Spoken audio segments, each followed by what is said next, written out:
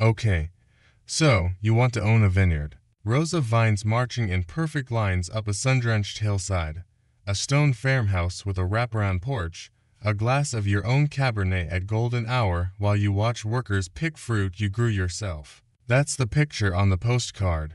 That's what wine country tourism boards spend millions of dollars a year making you believe. Here's what the postcard doesn't show you. The frost alarm that goes off at 3 a.m. in April because a single cold night can wipe out an entire year's crop in 6 hours. The $40,000 tractor payment due the same month a hailstorm shredded 60% of your fruit. The bank statement showing you haven't turned a profit in 5 years because grapevines take 3 to 5 years just to produce anything worth selling, and 7 years to reach full production. Owning a vineyard is one of the strangest businesses in American agriculture because it isn't really one business. It's an uneasy marriage of farming, manufacturing, hospitality, and luxury real estate, all bolted together and all fighting for the same acre of land. Some vineyard owners genuinely build fortunes. Some quietly bleed money for decades while telling dinner party guests they own a vineyard, and some buy a vineyard for reasons that have almost nothing to do with wine at all. By the end of this, you'll understand exactly which kind of owner you're likely to become, what you're actually buying before any of the money talk makes sense. You need to understand that vineyard is a word that hides several completely different businesses inside it. The simplest version is a grower, someone who plants grapes, tends the vines, harvests the fruit, and sells it by the ton to a winery down the road. They never make a bottle of wine in their life. The second version is an estate winery, where the owner grows the grapes and also crushes, ferments, ages, bottles, and sells the finished wine under their own label, capturing every layer of margin along the way, but also taking on every layer of risk. The third version is what the industry politely calls a lifestyle property, a vineyard bought by someone with money from an entirely different career who wants the identity and the tax benefits far more than the harvest. And the fourth version, increasingly common in places like Napa and Sonoma, is the vineyard as hospitality venue, where the wine is almost secondary to weddings, tasting room memberships, and a restaurant that happens to sit among the vines. These are not the same business wearing different labels. A 100-acre grape-growing operation in the Central Valley of California and a 20-acre estate winery in Napa might both call themselves vineyards, but one is a commodity agricultural operation selling fruit by the ton, and the other is closer to a luxury consumer brand that happens to grow its own raw material. This script focuses primarily on the estate winery model, the version most people picture when they dream about owning a vineyard, while explaining where the other models fit into the larger picture. The land problem's single biggest number in this entire business, the one that swallows more capital than anything else, is the land itself, and where you buy determines everything downstream. According to data tracked by the American Society of Farm Managers and Rural Appraisers, premium vineyard land in Napa Valley's most sought-after appellations, places like Oakville and Rutherford, can run anywhere from $300,000 to over $500,000 per acre for developed, planted vineyard land. That is not a typo.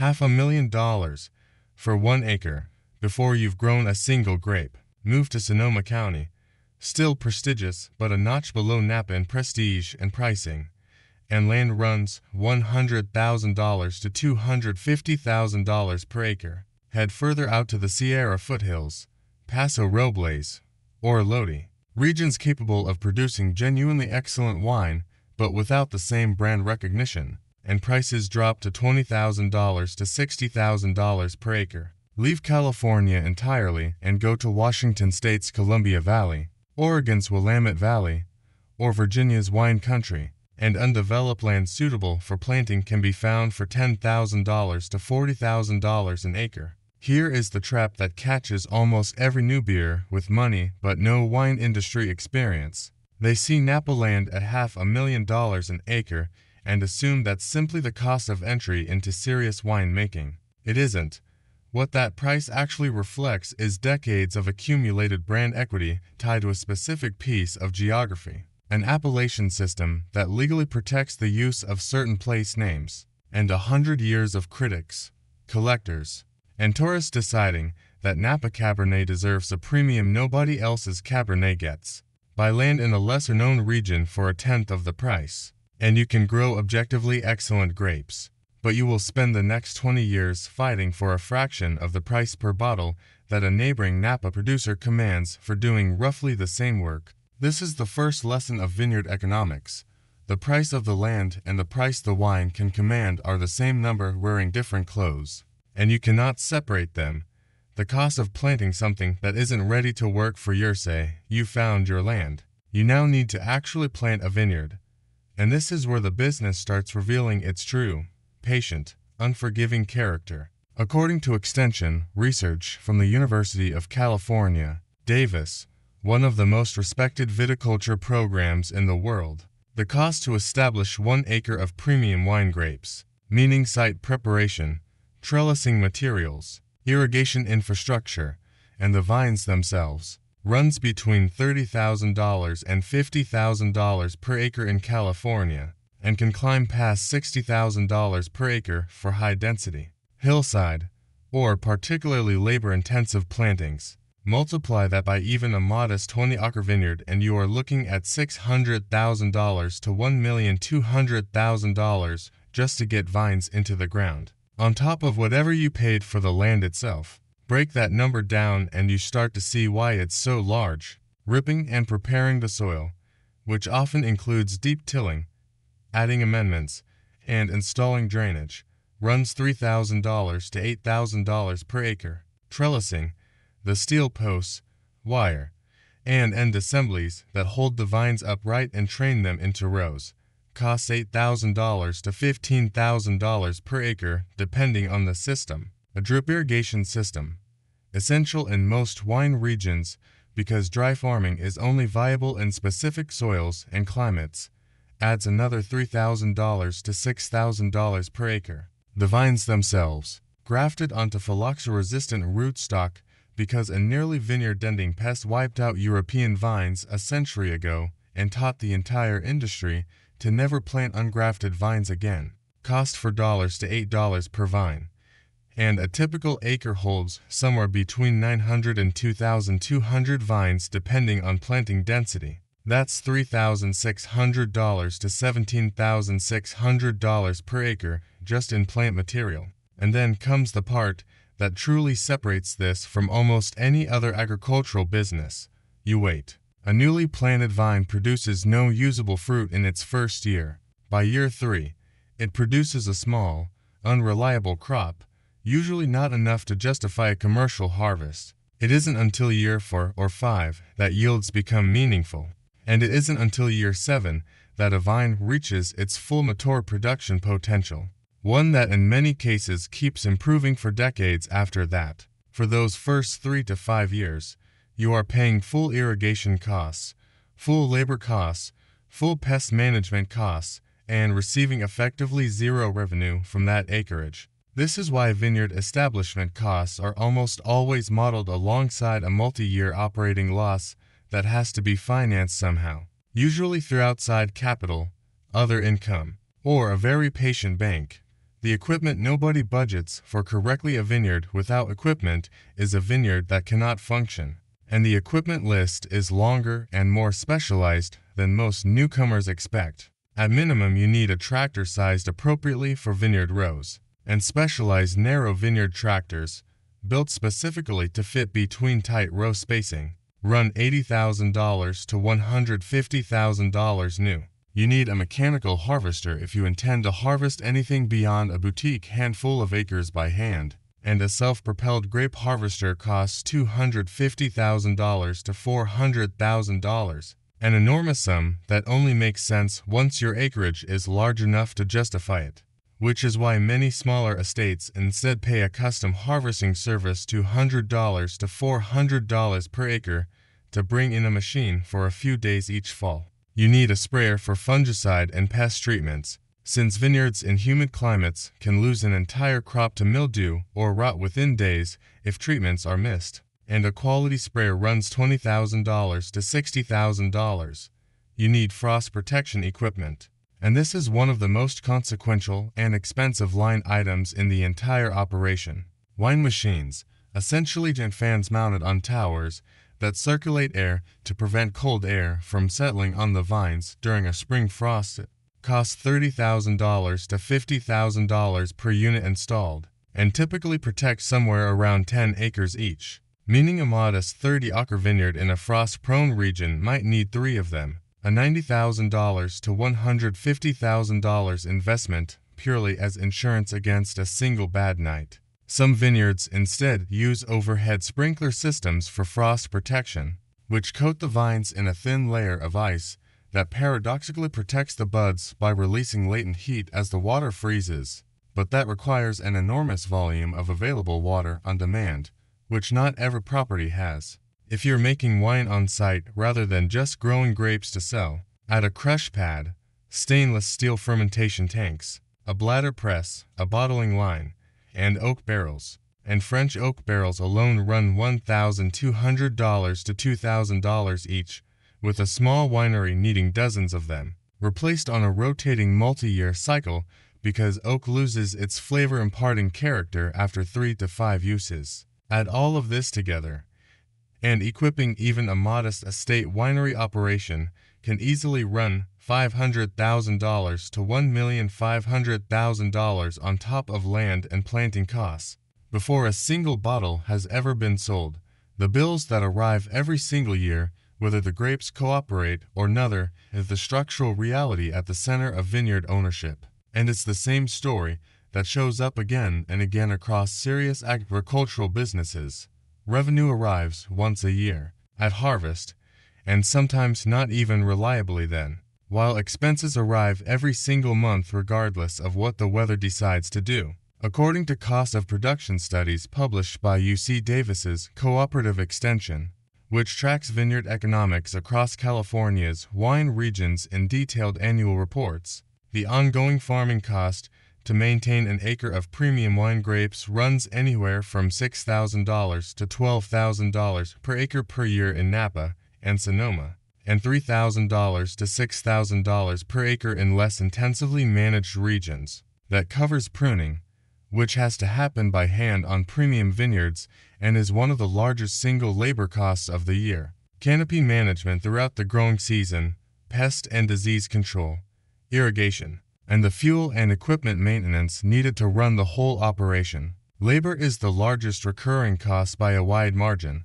Hand pruning a premium vineyard, the kind of detailed, vine-by-vine work that shapes fruit quality for the entire year, requires roughly 40 to 80 hours of skilled labor per acre annually, and finding that labor has become one of the defining challenges of American viticulture. Much of the skilled vineyard workforce in the United States depends on immigrant labor, and increasingly on the federal H-2A temporary agricultural visa program, which adds administrative costs and requires the vineyard to provide housing for seasonal workers. Wages for skilled vineyard labor have risen significantly faster than general inflation over the past decade as competition for a shrinking available workforce intensifies. Then there's the pest and disease side of the ledger, which in wine grapes is genuinely existential in a way it isn't for most crops. Powdery mildew, a fungal disease that thrives in the same warm, dry conditions that make great wine regions great, can destroy a crop within days if a single spray application is missed during the critical window. Pierce's disease, spread by an insect called the glassy-winged sharpshooter, can kill an entire vine outright and has forced some vineyards in parts of California to replant substantial portions of their acreage. Treating for these risks in optional maintenance, it's the cost of the vines simply staying alive long enough to produce fruit. Add property taxes, which in premium wine regions can be substantial given the assessed value of the land. Insurance, crop insurance in particular, which exists specifically because of how exposed this crop is to weather disaster, and the fuel, electricity, and equipment depreciation needed to keep tractors and pumps running. And a serious vineyard operation is not a seasonal hobby. It is a business with a payroll and a maintenance schedule that runs 12 months a year to support a harvest that happens across roughly 6 weeks in the fall, how the money actually comes back. Core of vineyard revenue depends entirely on which of the four models from earlier you're actually running, and the difference in outcome between them is not small. It's the difference between a commodity business and a luxury goods business occupying the exact same acreage. If you're a grower selling fruit by the ton to a winery, your revenue is set almost entirely by the market and the appellation. According to grape price reports published by the California Department of Food and Agriculture, premium Napa Valley Cabernet Sauvignon grapes have sold for an average of roughly $9,000 per ton in recent vintages, among the highest grape prices in the world, while the same variety grown in the Central Valley, a much higher volume, lower prestige region, sells for closer to $400 to $700 per ton. That is not a small gap. That is a roughly 15-to-20-fold difference, not the exact same grape variety earns per ton, based entirely on the geography printed on the label. A well-managed acre of Napa Cabernet might yield 3 to 5 tons, meaning a single acre of grapes, sold as raw fruit with no winemaking at all, can generate $27,000 to $45,000 in annual revenue. That same acre of fruit grown in a bulk production region might generate $1,500 to $3,500. This single fact explains almost the entire geography of American wine country. If instead you're making and bottling your own wine under an estate label, the economics shift dramatically, and so does the risk. A ton of premium grapes yields roughly 60 cases of finished wine, and a Napa Cabernet bottled under a respected estate label commonly retails for $60 to $150 a bottle, sometimes considerably more for cult producers, meaning that same ton of fruit that would have sold for $9,000 as raw grapes can generate $43,000 to $108,000 in wholesale and retail wine revenue once it's fermented, aged, bottled, and sold, before accounting for the substantial additional costs of winemaking, packaging, marketing, and distribution that raw grape sales never require. This is the appeal that pulls people from growing into winemaking despite the extra cost and risk. You're not just selling agricultural output anymore. You're selling a branded consumer product, and branded consumer products carry margins that raw commodities never will. On top of wine sales themselves, the tasting room and wine club model has become one of the most important and most misunderstood revenue streams in the entire industry. According to Wine Business Monthly's annual benchmarking surveys of winery finances, direct-to-consumer sales through tasting rooms, wine clubs, and on-site events routinely generate the highest margin of any revenue channel a winery has, because the winery captures the full retail price instead of splitting it with a distributor and retailer. A wine club member who commits to quarterly shipments at $150 to $300 a box in just buying wine, they're providing predictable, recurring revenue that smooths out the wild unpredictability of a harvest-dependent business, which is exactly why many small and mid-sized wineries treat their tasting room and club program as the actual core of the business, with the wine itself functioning almost like the loyalty program does for an airline, the thing that justifies charging a premium and keeps people coming back.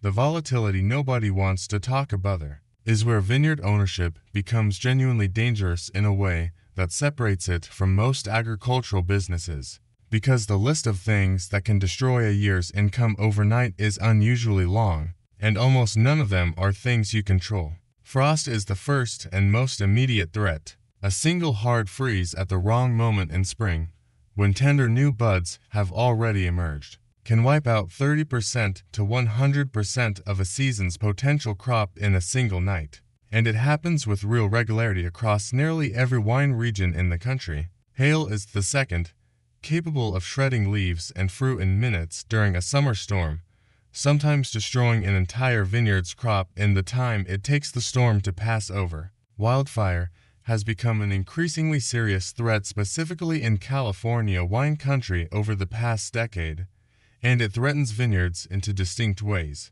The first is direct destruction, vines and structures burning outright, which happened to numerous wineries during the devastating 2017 and 2020 California wildfire seasons. The second, more insidious threat is smoke taint, where grapes exposed to wildfire smoke absorb compounds that make the resulting wine taste like an ashtray, ruining an entire vintage even when the vines themselves survive completely unharmed. Insurance for smoke taint has become notoriously difficult to obtain and expensive to maintain since major California fire seasons made insurers acutely aware of the risk, and some vineyards now carry no meaningful protection against it at all. Then there's the market side of volatility, which operates on a completely different and slower time scale than weather. The American wine industry has been dealing with a genuine and well-documented oversupply problem in recent years, driven by a combination of declining overall wine consumption among younger American drinkers,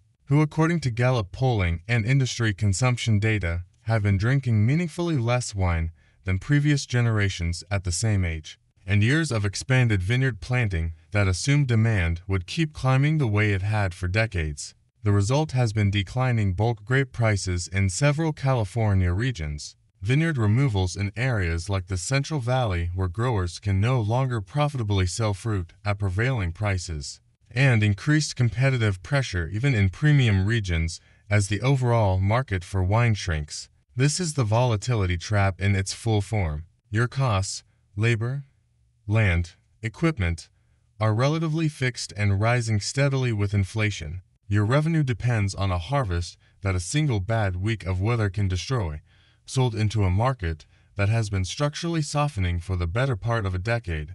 The people who should have won and didn't. If you want to understand what vineyard economics actually feels like from the inside rather than from a spreadsheet, look at what happened to serious, experienced wine families during California's severe multi-year drought in the 2010s, and again during the fire seasons that followed it.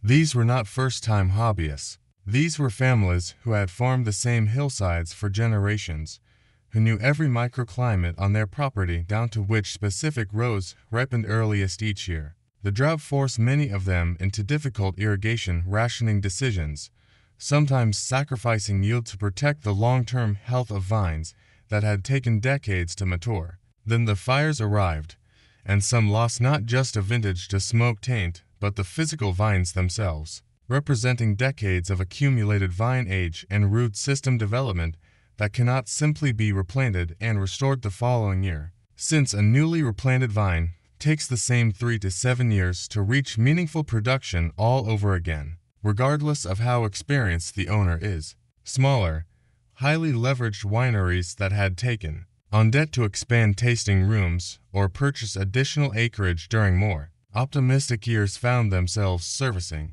that debt against vintages that either didn't exist or couldn't legally be sold as advertised due to smoke contamination, and a number of respected, decades-old wine businesses were forced to sell to larger corporate wine conglomerates during this period. Consolidation that has been a consistent trend across the American wine industry as smaller family operations increasingly struggle to absorb weather-driven shocks that a larger, diversified company can spread across dozens of properties and regions. The structural lesson here is the same one that shows up across nearly every serious agricultural business. The owners who survive long-term are rarely the ones who got lucky with a few good vintages in a row. They're the ones who kept debt low relative to their land value, maintained cash reserves large enough to survive a genuinely bad year without selling assets under pressure, and diversified their revenue across multiple channels: wholesale,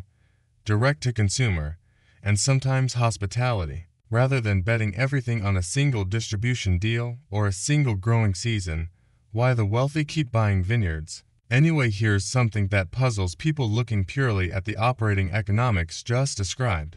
If growing wine grapes is this exposed to weather disaster and this challenged by a softening consumer market, why do so many extremely wealthy people from completely unrelated industries, tech founders, finance executives, celebrities, keep buying vineyard properties at prices no operating wine business could ever justify through grape or wine sales alone? The answer, much like it was for ranches, has almost nothing to do with expecting to get rich selling wine. Privacy and prestige are a significant part of it. A substantial vineyard estate in Napa or Sonoma functions as an extremely private compound, framed by rolling hillsides and vine rows that create natural distance from neighbors, while simultaneously functioning as one of the most socially prestigious assets a wealthy individual can own. Since hosting guests at my vineyard carries a specific cultural cachet that a beach house or ski chalet simply doesn't replicate in the same way.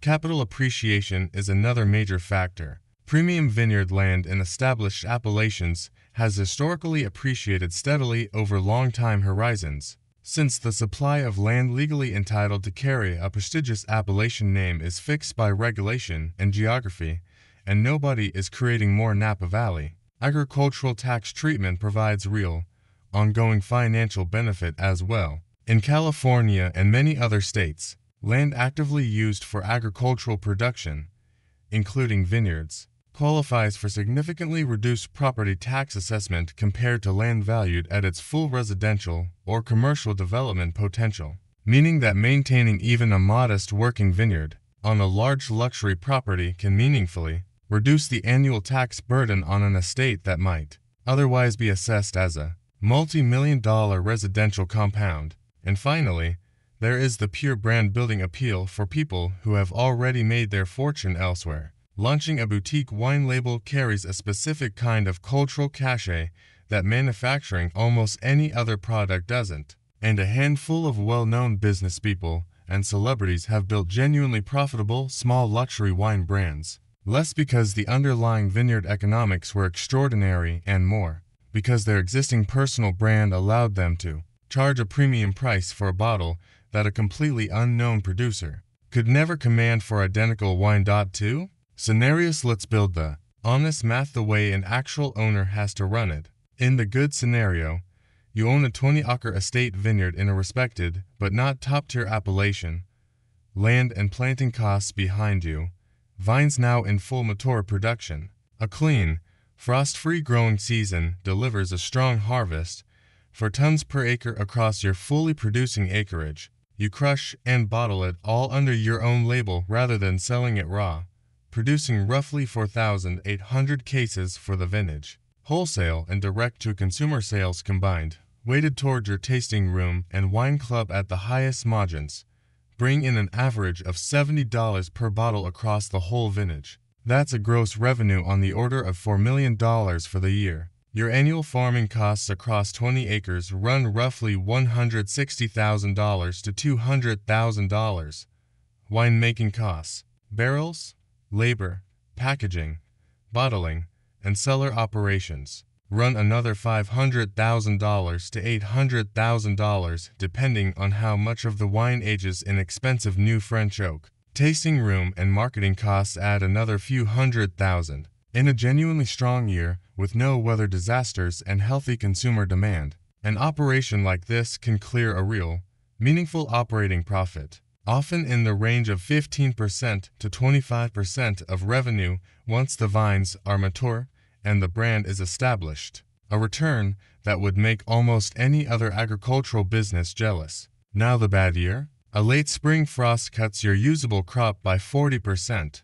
What fruit does survive gets hit by an early autumn wildfire smoke event 3 weeks before harvest, and lab testing on smoke taint markers forces you to either declassify a portion of your planned estate bottling into a cheaper, unbranded bulk sale at a fraction of the price, or skip bottling a portion of the vintage entirely. Your case production for the year drops from 4,800 to under 2,000. And a meaningful share of those cases have to be sold at a steep discount rather than full tasting room price. Your farming costs barely change, since pruning, irrigation, and pest management still had to happen across the full acreage regardless of what the weather eventually did to the fruit. Your winemaking costs drop somewhat since you're processing less fruit, but not proportionally, since barrels, labor, and equipment costs don't scale down cleanly with a smaller crop. The gap between these 2 years and a modest adjustment. It's the difference between a genuinely profitable, enviable business and a year where the vineyard loses real money despite every single acre being farmed with the same care and expertise in both scenarios. That gap is driven almost entirely by weather and market timing in the months surrounding a single 6-week harvest window. To things that no amount of experience or capital can fully control, the real payoff. The difference between vineyard owners who build lasting wealth and those who quietly drain their savings for decades in intelligence. And it isn't even how good the wine tastes, because plenty of genuinely excellent wine gets made by operations that never turn a real profit. It's patience with the land, discipline with debt, and a realistic understanding of which of the 4 vineyard business models you're actually running before you spend a single dollar. The land itself, much like ranch land, tends to appreciate steadily over long decades in established, protected appellations, building real wealth slowly regardless of what any single vintage does. The wine business built on top of that land is the volatile, fragile, weather-exposed part, capable of extraordinary margins in a good year and genuine losses in a bad one. Which means the honest answer to whether owning a vineyard can make you rich is yes. It absolutely can, but usually not on the timeline, and rarely through the mechanism that the postcard led you to imagine when you first pictured yourself on that porch, wine glass in hand, watching the sunset over rows you planted yourself. The romance of the vineyard is real. The economics of the vineyard are patient, unforgiving, and entirely dependent on surviving the years the sky doesn't cooperate. The owners who thrive are the ones who plan for that reality from the very first row they plant, not the ones who discover it the first time frost takes their crop in a single cold April night. Subscribe now.